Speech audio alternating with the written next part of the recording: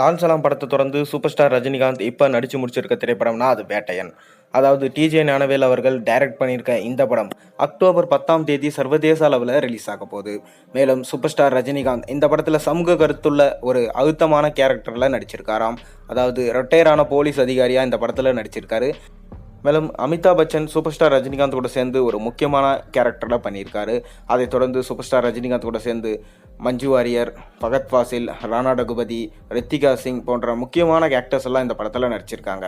Super ஸ்டாருக்கு கடைசியாக வெளியான ஜெயிலர் திரைப்படம் சர்வதேச அளவில் பல கோடிகளை குவிச்சது. அந்த மாதிரியே பார்த்தீங்கன்னா இந்த படமும் இருக்கும்னு சொல்லிட்டு மக்களால் எதிர்பார்க்கப்படுது.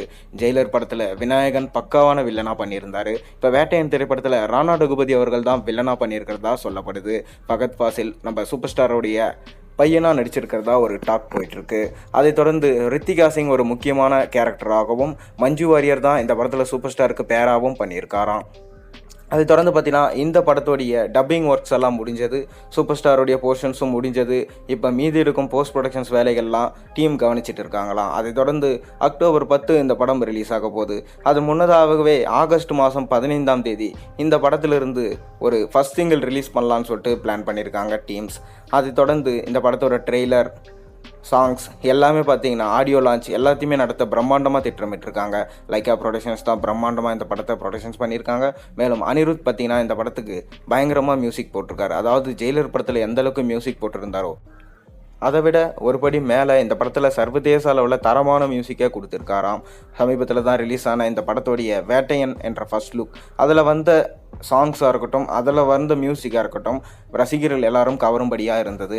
மேலும் ஸ்டைலிஷாக கூலஸை போடுறதா இருக்கட்டும், அதை தொடர்ந்து இன்னுமே எந்த ப்ரோமோ வீடியோவுமே வரலையே அப்படின்னு சொல்லிட்டு ரசிகர்கள் ஏக்கமாக காத்து கொண்டு இருக்காங்க. அதன் தொடர்ச்சியாக தான் இந்த படத்தோட ட்ரெய்லர் ரிலீஸ் பண்ணலாம் அப்படின்னு சொல்லிட்டு படக்குழு பிளான் பண்ணியிருக்காங்களாம்.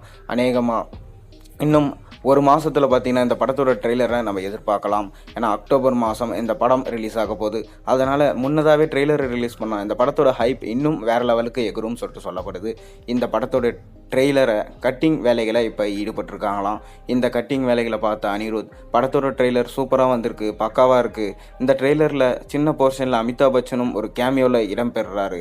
அதை பார்க்கும்போதே ஸ்டைலிஷாக இருக்குது. ரஜினிகாந்த் பார்த்தீங்கன்னா எப்பயும் பார்க்காத அளவுக்கு ஸ்டைலாக இருப்பீங்கன்னு சொல்லிட்டு இவர் சொல்லியிருக்காரு. பார்ப்போம், ட்ரெய்லர் வரும்போது தான் தெரியும் எப்படி இருக்குன்னு. நீங்கள் இந்த ட்ரெய்லருக்காக எந்த அளவுக்கு வெயிட் பண்ணுறீங்கிறத மறக்காமல் கீழே கமெண்ட்டில் சொல்லுங்கள். மேலும் சேனலை சப்ஸ்கிரைப் பண்ணுங்கள், லைக் பண்ணுங்கள், பெல் ஐகானை ப்ரெஸ் பண்ணுங்கள்.